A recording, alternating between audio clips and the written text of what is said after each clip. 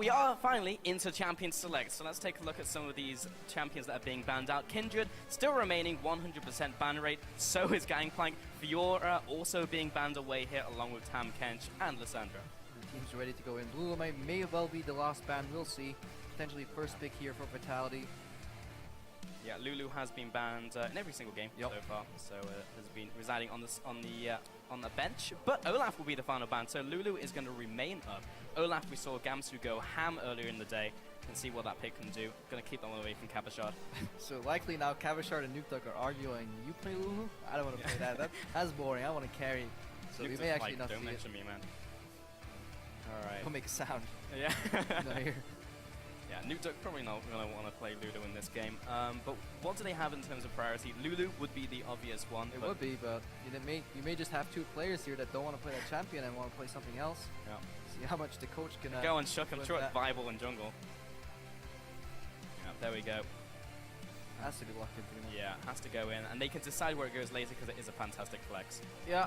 We usually see like Lucian Poppy coming out here as a response, Poppy being the blocker to Kalista, blocker to the Corki, and then the Lucian being the strongest AD carry.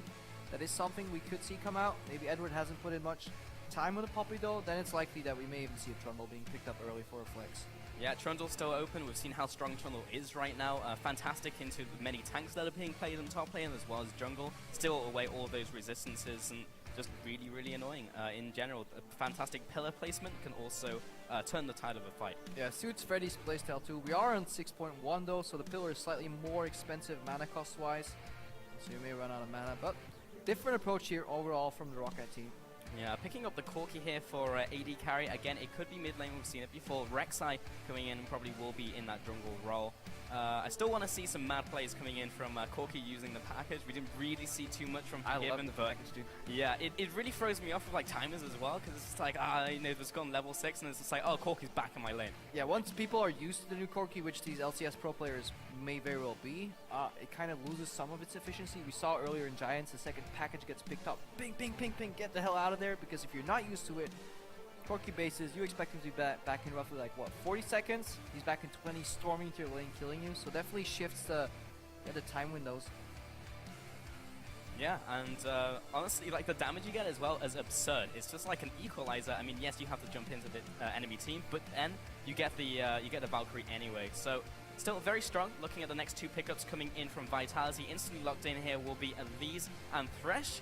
So not too much has changed there down in the support role. At least not going to be seeing Poppy from this team. Yeah. But Elise once again remaining strong in the jungle.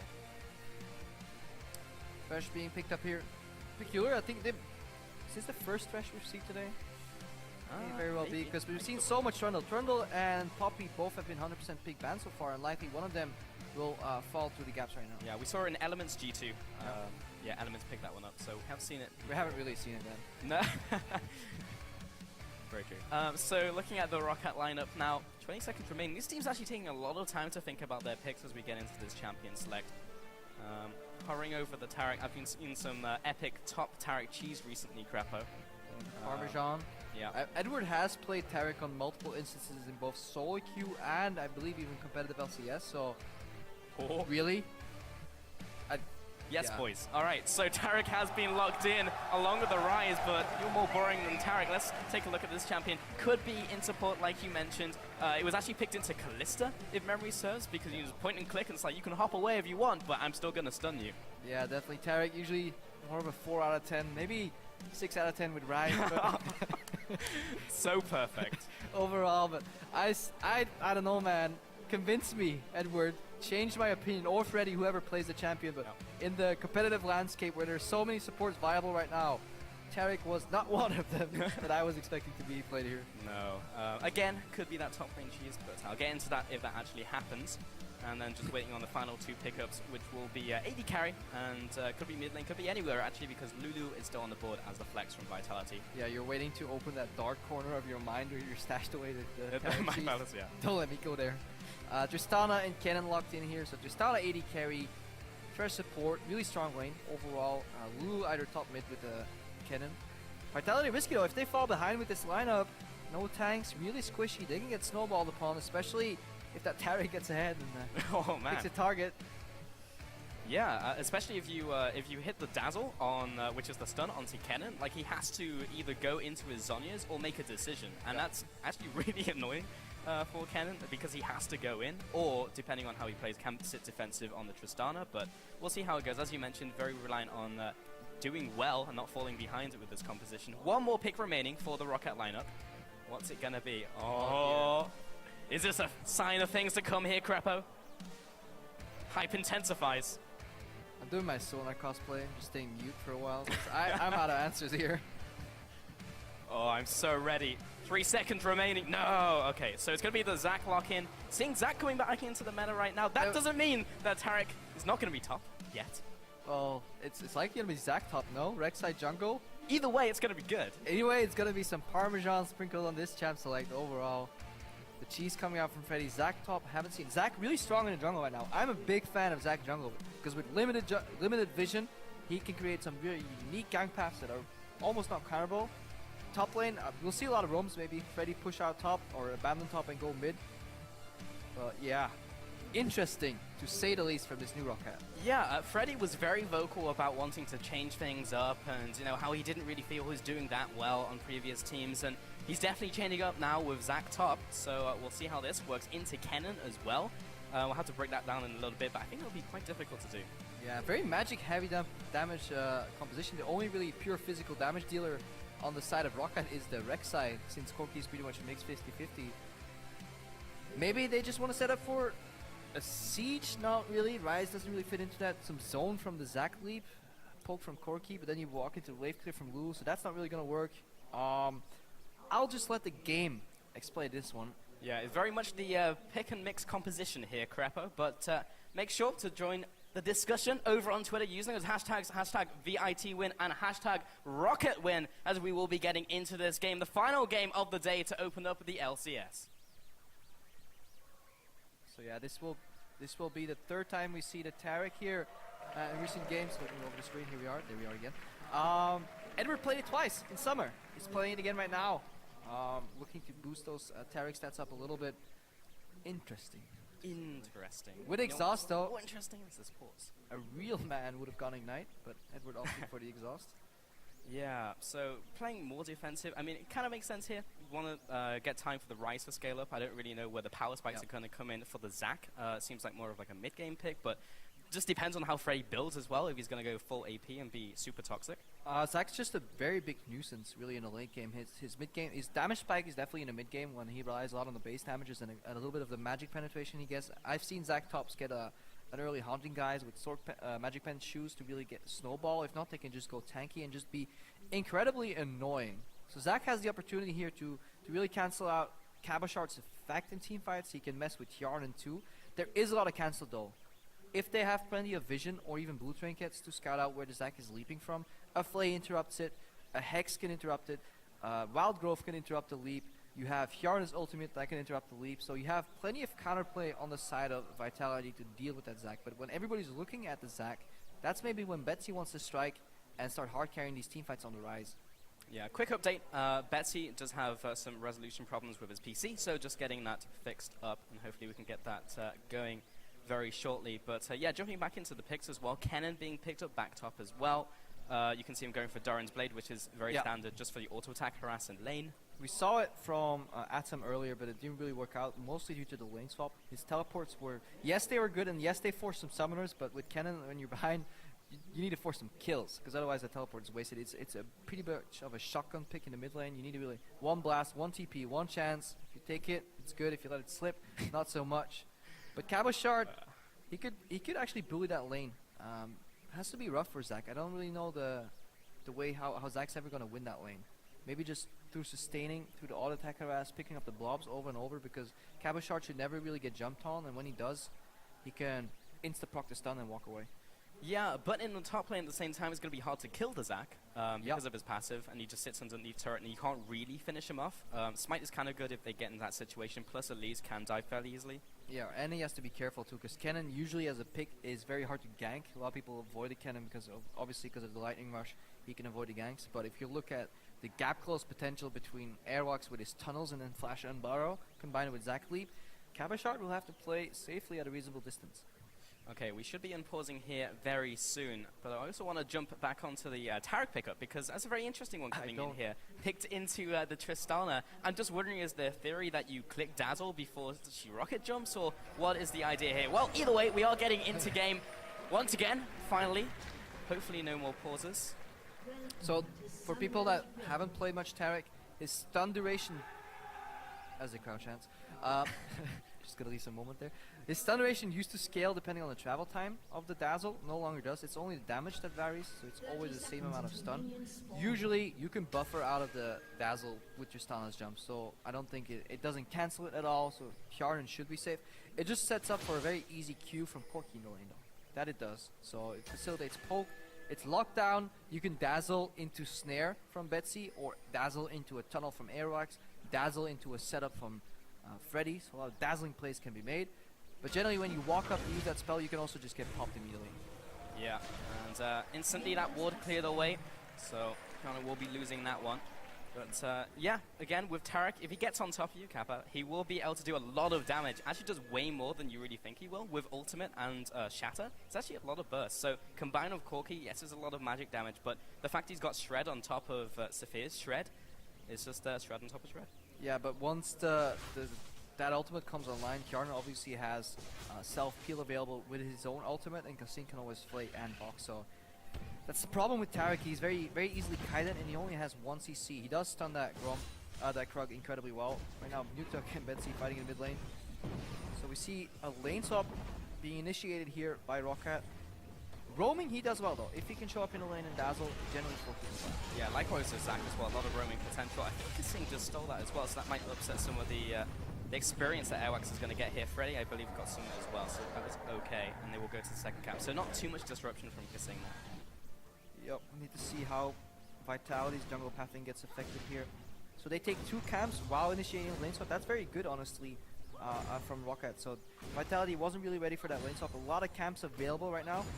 Whereas if you look at the other side, only Wolves went down, so there's a camp advantage for Vitality, but they can't, for Roccat rather, but they can't really use it too much in a double jungling sense because of the experience changes. You really want your jungler to be solo jungling to get the maximum benefit of those camps.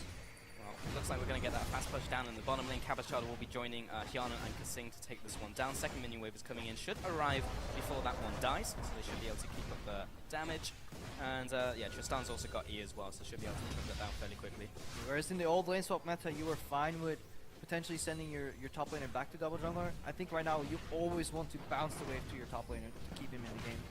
Yeah, and that seems to be what they're doing right here. Bottom lane is dying way faster, but also drawing Airwax up there, so it's going to be a 4-man push coming in from Roccat versus the 3 down in bottom lane. Chuck is actually just picking up the skull very early on into this game. These towers should be falling at around the same time. And mid lane doesn't really do anything in lane swap, so just chilling. I mean, it's good for the Rise. Free farming, he gets harassed a little bit, but obviously when both junglers reveal themselves, it's a lot easier to farm.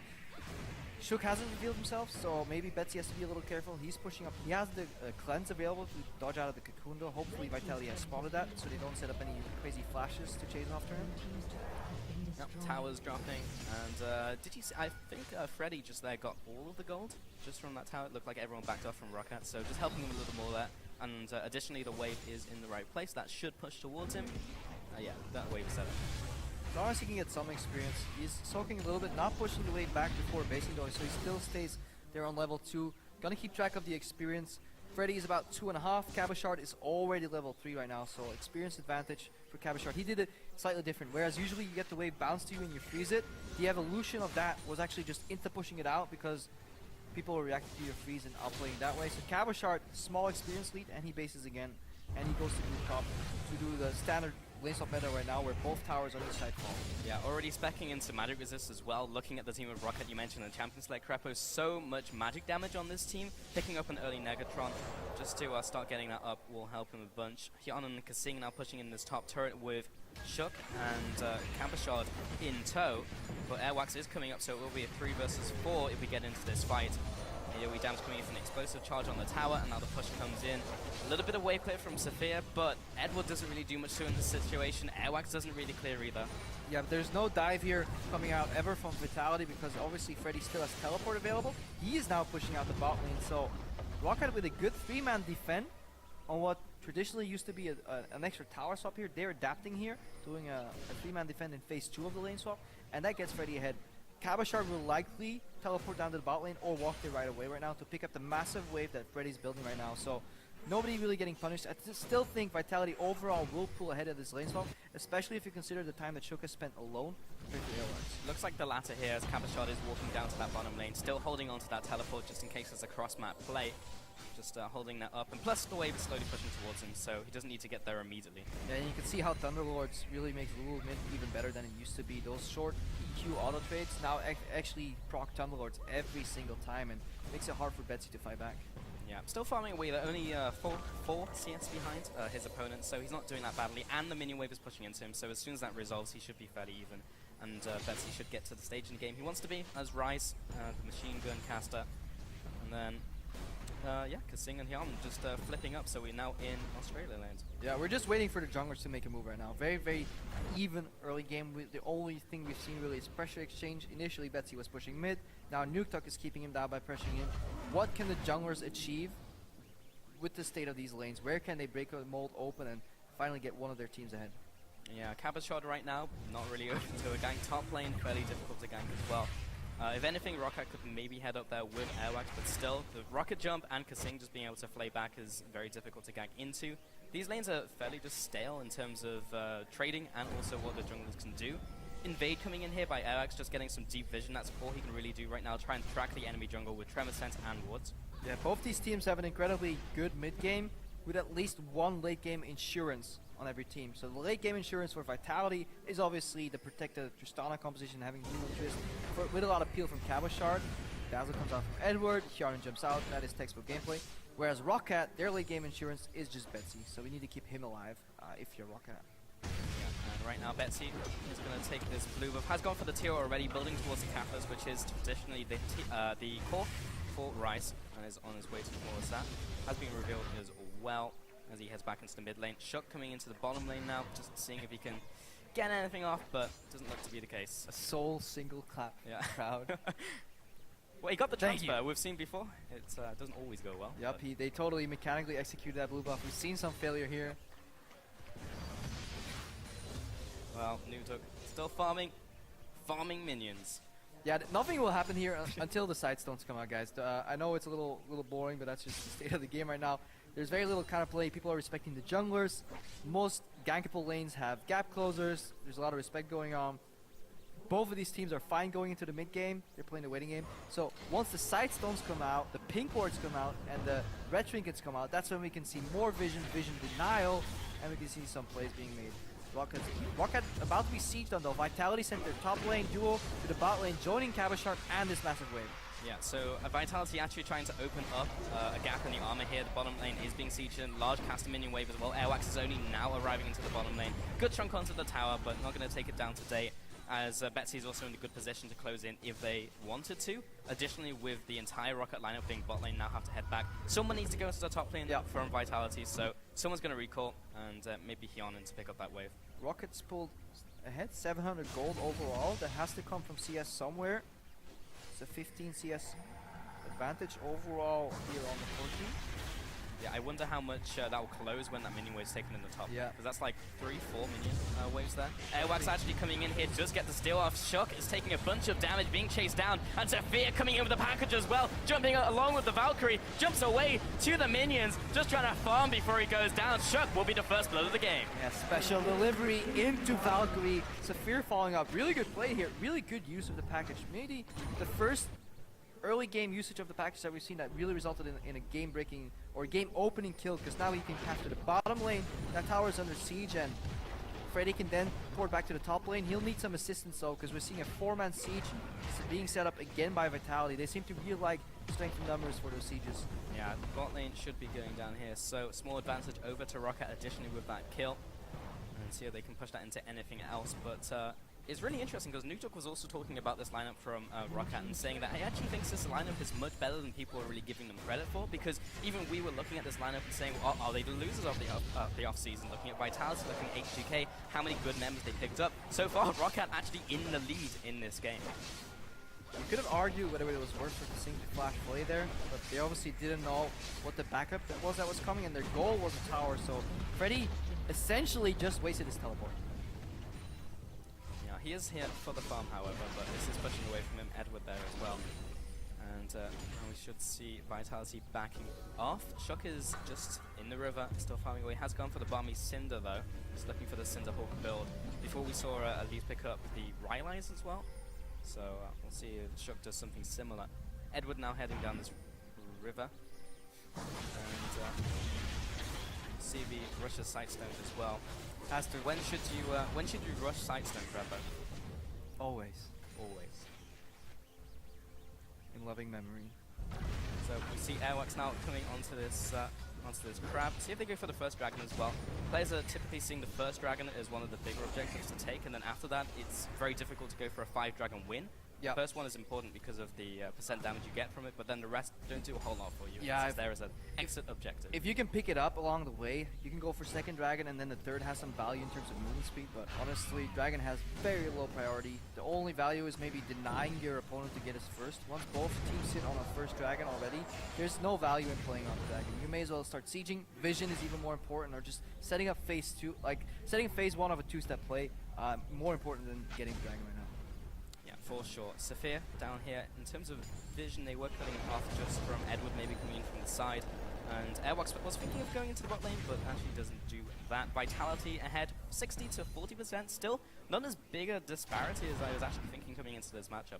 Yeah, but looking at the way Rocket's taking this game, Vitality seem to be trying to force a lot of moves. Like, they're constantly grouping and sieging, but Roccat is fine, comfortably sitting back and actually getting a gold lead by not breaking where the pressure is being placed by Vitality. And overall, 2,000 gold ahead right now, even with the first blood. First blood only amounts to maybe 600 gold if you take kill and assistant. So, ironically here, or unexpected rather, the better macro gameplay from Roccat.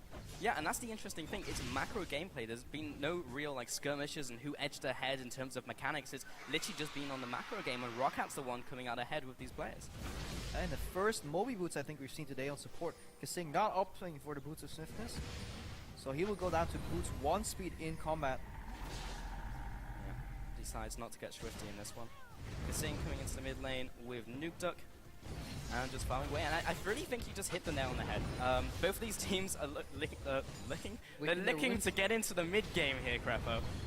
Along with Rise as well, just want to scale up, and as a result, they're quite happy to farm away, and you can see that resulting in the farm in the mid lane. Nuke Duck literally has hit basically every minion, 127 right now to Betsy's 120. Yeah. They've done nothing but farm. They're playing PvE right now, obviously into the Rise's favor. I mean, getting a little quicker into the mid game is nice, but Roccat right now hitting a Triforce spike already on Saphir. He's pushing, and it becomes a game of minion wave control right now, because all the rotations that you could potentially set up for yourself to get the side lane tower and then force people to make mistakes, you can't do because the side lane towers are gone. So it's very weird to play such an early open map. You almost have to go back to the stages of the 4v0 double tower lane swap meta back in, I believe, last year in spring, before we even see such a big map right now. And because you have so little wards, it's so hard to really get the vision game going. So Vitality struggling a little bit in this new meta. Well, from all the gold and all the farming that's been happening, it means they're getting to item spikes a little bit faster. The Abyssal Scepter has been picked up, that hook going just wide of Edward. Maybe it's just the zone from Tarek. Maybe that's just it. That's the answer. Yeah, the threat alone from Tarek engaging on you, man. Vitality just don't want to go for the play. And in top lane, don't get that tower either. Reminder, the package is available for Saphir if he wants to make another play. The first one went actually very well. Take a look at this as well. Herald now being picked up. Don't see that every single game. It's more of an exit objective like Dragon right now. It's like if you take an objective, you can go for Herald, or you get a kill, you can go for Herald if you just have spare time. In an open split push scenario, it's good to do, because the minions obviously they gain more attack speed overall. They look like they get buffed like the Baron buff, but remember the magic resistance doesn't go up, so using Herald to siege down mid doesn't work, because magic-based wave clearers will still shred them apart. Yeah, attack speed increased by 40%, but no resistances. Additionally, it does give you 10% extra damage. So for a split pusher, it's actually pretty sick, because you can go for those 1v1s and know that you're probably going to win, even in matchups that typically don't win. But in this game, this is going to be buffing a couple minions. Let's see, Saphir, is he going to pick up the package? That's the one question we're asking ourselves here. Yeah. Observers to the base. Track Saphir. Yep. Oh, There we go. we're off into the top lane. It's a farm. I love the fact that you can package and then Valkyrie again. A lot of people forget that. Even though Valkyrie is horribly short right now, many people fail even wall jumps because it's 600 range, I believe it's reduced to. Saphir in the top lane. It actually allows him to push on the tier 2 tower safely because nobody can stop him. He can just choo-choo out of there and get back to the top side of the map. He's basing right now, puts it a big wave in the top lane. That means if somebody from Vitality responds, the rest of the map gets played 5v4. Siege in the bot lane here. We may see a big fight here with the package, with the Zac lead. Keep your eyes on it.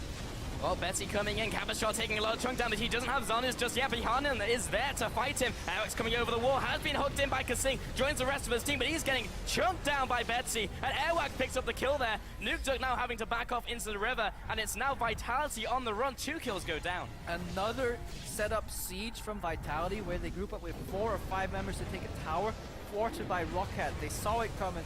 Saphir based immediately, get a good 2-man package right there. Betsy flying from the side, he took out Cabashot. I believe his cleanse was prematurely, this is why he did not get out of the cannon stunlock, but overall, another kill, another dragon here for Roccat. Another red buff steal, and maybe even the mid lane tower. Roccat playing fantastic. Yeah, and Betsy's found Nukeduk in the middle lane as well. Will flash away, but gets him with a final overload. Saphir just chiming in there with a couple autos. Betsy's looking down basically by himself, sitting happily on his Rod of Ages. 1-0 over to Betsy. Jesus. Roccat, surprising many people, including myself. I would regret that comment I made in the opening of the game. It's karma. It is. It's the second time it happened. Gonna take a look at that team fight again though. And Cabashot getting completely picked out by Betsy. Yeah, Cabashot here stuns Betsy. Yeah, Cleanse didn't really expect that much. Maybe it wasn't. No, it wasn't already in cooldown. Look at the damage from the package here. Shook's burning. Sing gets out. Airwax flashes after him. 2 kills, I believe, in total. So 2 kills, a dragon, a mid tower, another kill in the mid lane, making it 3. So overall, Roccat getting farther ahead. Yeah, Cabashot now just kind of wandering around, just losing ground all over the board. If you take a look at the vision control as well by Roccat, starting to push into the jungle with Vitality as well. Should have known though. I trash talked Edward once, this back in season 2 before LCS even existed, and I got my my behind handed to me. Completely got smashed. Did it again now in the pregame. The curse, man. Happened again. TLDR. Shut up, Cripple. Well, you can take a look at the coaches there, just taking a look at this game, analyzing it from backstage. And this is very much a macro-based game. Like, there's a couple team fights that have happened, but it's all really been about the map movements, about what the players are deciding to do on the board, and how they're reacting to the opposing team. And every single kill has originated from the new Corki package.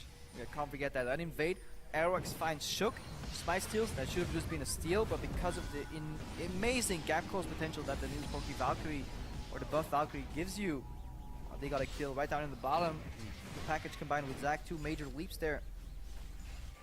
Set up for some other kills. Now can Roccat expand on this? Because Roccat as an organization, obviously there's no players remaining and the coaching staff has not entirely changed, so the point doesn't really hold, but we've seen them get ahead, but then do absolutely nothing in the mid game. Have they learned how to snowball their lead, which is very important in this meta game, because today we've seen incredibly short games. 26, 25, 24 minutes with the use of Baron. Can Roccat do the same?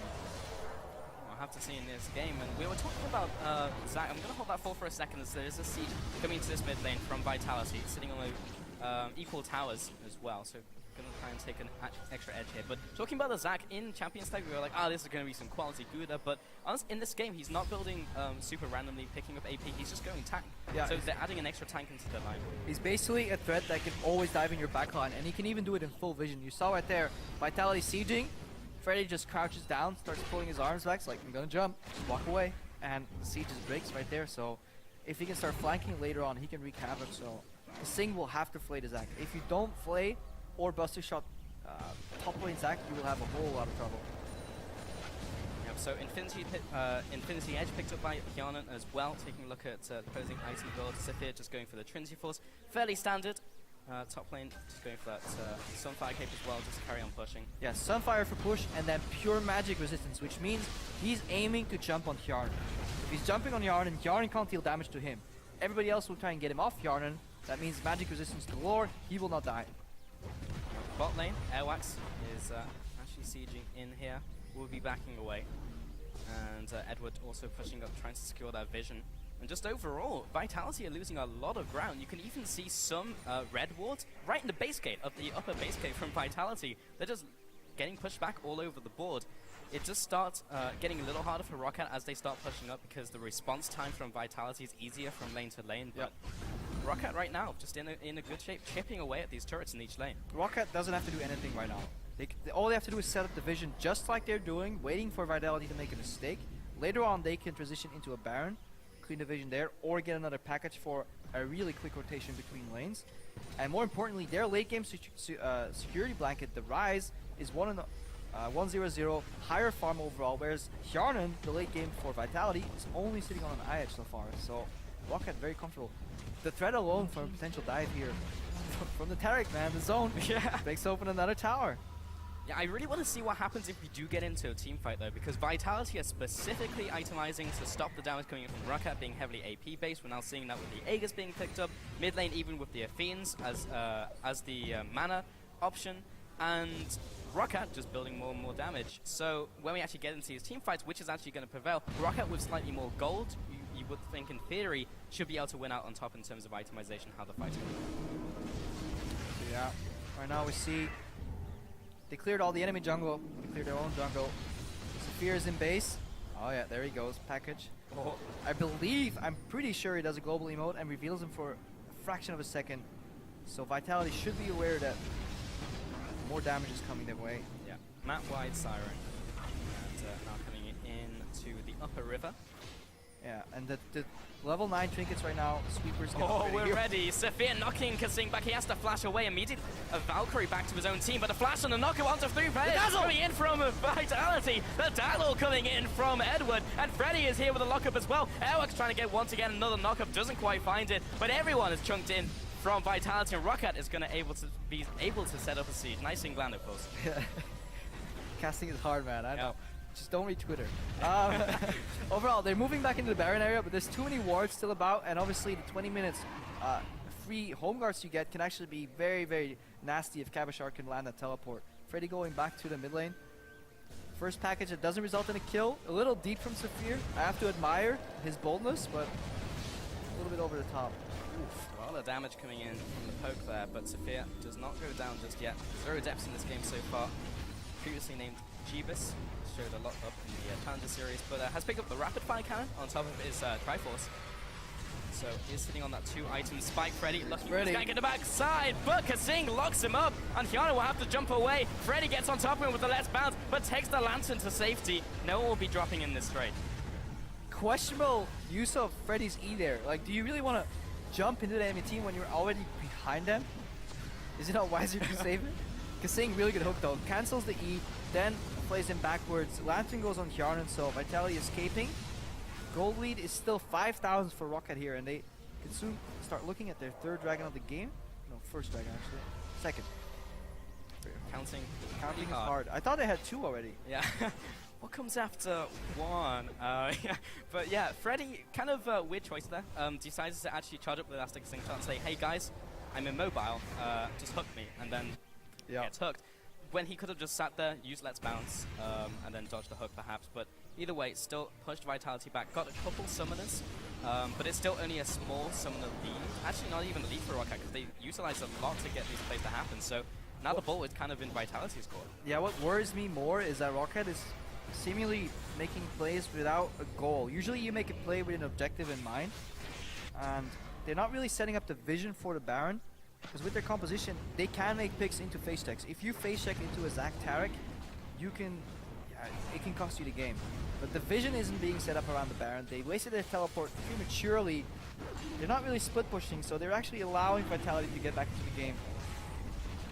Yeah, and as you were saying on the analyst desk as well, Roccat doesn't need to do crazy things. They don't need to be SKT. They can go with the simple strategies and execute it well. Even talking about the lane swaps, which we saw here, and executed it fairly well. However, you don't need to go too simple, because we saw that in the EUCS Grand Finals, where Malz and Dignitas, all they did was go for Dragon for the entire game. However, in this game, Dragon might actually not be too bad for Roccat to do. Maybe they take that approach and they're like, we don't have to be SKT, we can just be KT. And if you've been watching LCK, KT is still playing that same 5 Dragon style, very slow game, and they eventually forced it that way. Maybe Roccat has a preferential gameplay of going for 5 dragons. Who knows? You see if they can finally break open the mold here, clean that vision. They have one upgraded red sweeper on Airwax. Edward has not upgraded his sweeper yet. The level 9 version, maybe forgot. Maybe he just leveled up. Maybe it's Maybelline. Maybe it is Crepo. Maybe a kill is in our future as well. That's what I'm looking forward to. Sophia and Betsy just chilling, just going into mid lane. Warded up. Pretty much everyone can see each other on the map right now, so the teams have pretty educated decisions on where they want to move next. Now there's also a... Hang on, the single on Sophia here. Knock you out. If you don't want to sweep the wards, you can also just prevent people from walking back into the area for 2 minutes 30 seconds, and that also just takes care of most wards already because they just fade. That seems to be the approach Roccat are taking here. Split push, Airwax in the bottom. Cabochard can't hold him away. Freddy in the top lane jumps on Tjarnan. It's actually a lot of damage. Remember, he's building full tank, so he's not getting the ends to burst off, but they found him once again, and the Dazzle Man locks him down and secures yet another kill for Roccat. Oh, Edward being pulled in, but it's Airwax who is just in the base of Vitality, dueling Cabochard. Kasing and Tjarnan have been pushed back here, and now the top tower will go down to Roccat. Yeah, and this was the result of the vision around Baron fading, Vitality trying to get in there, get more wards, and Roccat, yeah, they were lost in rotation. They catch him right there. Now they can default backwards to the Baron buff, or to the Baron to get that buff. Airwax can come over with his ultimate if he just finds a tunnel. Bottom right, there's a tunnel available for him. Are they doing Baron without the jungler? Maybe. Edward just recalling there. You're actually doing... Wow. We've seen this in Challenger Series before, actually. We had a jungler who would build Black Cleaver and just split push all day. I believe it was Dan. But Edward coming in here. There's the Dazzle. Chasing him down, but the teleport now coming in as well by Cabochard. Doesn't have the extra movement speed. Will flash into the enemy team, and Freddy taking a bunch of damage, but he still has his passive. Airwax has been locked up, but he's away as well. And Roccat get out unscathed with the Baron. Oh, Sophia now heading back to base. Everyone's just going to trade in all of that gold. 5 kills in this game, but the macro game has been so incredibly good by Roccat. I think Nuketuck used Wild Growth. That knocked, I believe it was Freddy backwards, and it put him out of range from Kasing's hook. Very, very interesting interaction. So Kasing was going for a max range hook, but Wild Growth knockback prevented that overall. So that's why Vitality didn't get a single kill. And Roccat, 5-0 so far. Pick up a Baron. Don't even need their jungler for it. They're exceeding all expectations, including my own. Yeah, I think a lot of people's honestly crap out. Now Sophia once again with the package. Has done really well with this actually, has gotten multiple summoners and set up multiple kills. Now into the game, may not want to be the only form of engage, now they have Zac. You just use it to rotate, man. Yeah. You guys, you guys walk from mid lane to top lane, filthy casuals. I fly there in 1 second, man. And it's clearing out this mid lane. So 1-3-1 being set up, this seems to be the way to end all games today with the Baron buff, because it's so early, it's incredibly hard to deal with the Baron buff on one lane. What about 3 at once? Freddy in the top lane, Airwax in the bottom lane, both have tools to join the fight. Either it's a tunnel or the ultimate. Freddy can walk over and leap or teleport in, and Vitality, what are they going to do against this push? Their wave clear is all magic, except Tjarnan exploding some minions, but that's not enough. Yeah, it looks like this is going to be an exceptionally good Baron power play as they take down the middle lane, and the bottom tower is also falling to the jungle with Airwax. They're just losing ground all over the board. We don't even have enough windows to show what's going on. We need another one. Second tip. Another one. Another one. Hooks the cannon. Yeah, that's the only way to deal with those super cannons right now. We see Freddy moving to the mid lane. If there's no wards across the wall, the zone that Zac gives you while sieging is enough. And then bot lane breaks open. They can take the inhib, rinse and repeat. The game might very well end in about 3 or 4 minutes. Man, everything is just falling. And the bottom lane as well is just being slowly chunked away, and Vitality, if they want to stop this, they just have to hard engage, but previously that hasn't gone very well. Airwax not even hooked in, the tunnel was just coming out there, and Kasing was not in time. Roccat, you smart, you very smart. Not gonna do it. No loyal though, all their players left. Too good, man. But yeah, I'm getting a little worried about this cannon pick. This is the second time we've seen cannon pick today. Both in the lane swap, it might be an incredibly strong laner, but in the lane swap it seems so slow and only reliant on a teleport flank, and they just seem too predictable right now. Hasn't worked out for either team that chose to use the cannon overall. Not really. So Shock now going for this blue buff, it's actually just resetting. Edward now coming in, and he will be threatening him. But honestly, that's Tarek pick. The funny thing is, we've been talking about like the dazzle coming in and locking people up. Is one assist in this game. What? That being said, that is 20% of the kills has happened in this game. But Good math. yeah, thank you very much, Gabba. Yeah, I mean it's his zone, right? People are too afraid to even fight him right now. Fair. That's the dazzle.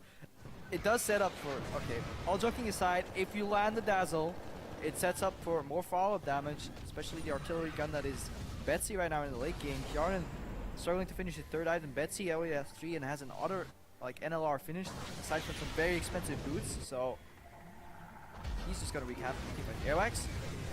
Kjarnan, actually a lot of damage coming in from Airwax. He's gone for the more amount Mortius, and that alone was enough to chunk Kjarnan out. We'll have to go back to base. Taking a look at that Baron play we were talking about earlier, 2,500 actually on the side of Roccat, so not too bad. Yeah, 2.5k, lowest Baron power play of the day, below the summer split average, but honestly it doesn't matter. They got an inhibitor.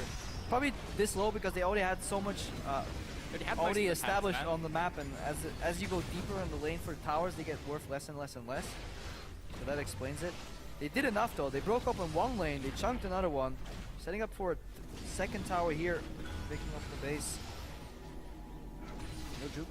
The hooks are just not connecting, but yeah, Kasing just expecting the juke, maybe it doesn't happen, that type of stuff. But still in the bottom lane, when the jungler is dueling the top laner, have a problem. Yup, Fear goes mid, Betsy, you don't want to get near that.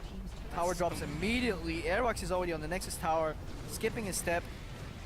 Like Vitality, you have to do something, otherwise you just lose the game right here. Kjarnan gets a little bit of damage onto Betsy, but that's all you can do. 10,000 gold behind right now, and Vitality need to pull the trigger. So Vitality is going to speed up and shield Kjarnan. He has to juke the skill shots that come in, do some damage, then Cabashard has the flash ultimate and pray that Freddy somehow gets cancelled in the AoE. That's the only thing he can do. Airwax is split, but Cabashard's going to deal with him.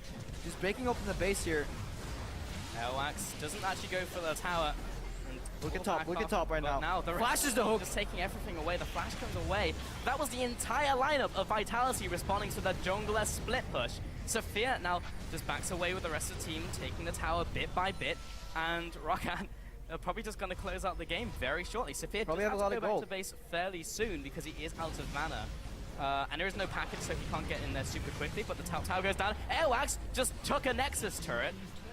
Don't get greedy, right? This is the point where you can still Look at all control the the game. Look at all the tunnels. And then they base. Just gonna check right now what they're sitting on. Yeah, they have about around 6,000 gold, I believe, to spend here in base. Don't really need it. Just need more mana. Sephiroth's out of mana.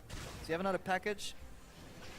Don't think one is available just yet. Yeah, soon. Roccat just chilling at base and it's like, let's wait for the package for our next play. But not right now. Styling finish. Yeah. Expect a backdoor, the best backdoor of all time? No. Yeah, the fight happens in like mid lane. It's like, I'm going in, man. Just splits everybody apart, just like Moses splits the Red Sea. It's like the entire team fight breaks open. I'm going straight into the base. The game-winning play. That's There what he we want goes. to hear. Ready for this to happen. The package is live. This entire Make it team happen. pump, the zone from Dazzle, the zone from Freddy's League, It's all been a set setup. up. It's been an elaborate plan. Saphir picks up the package.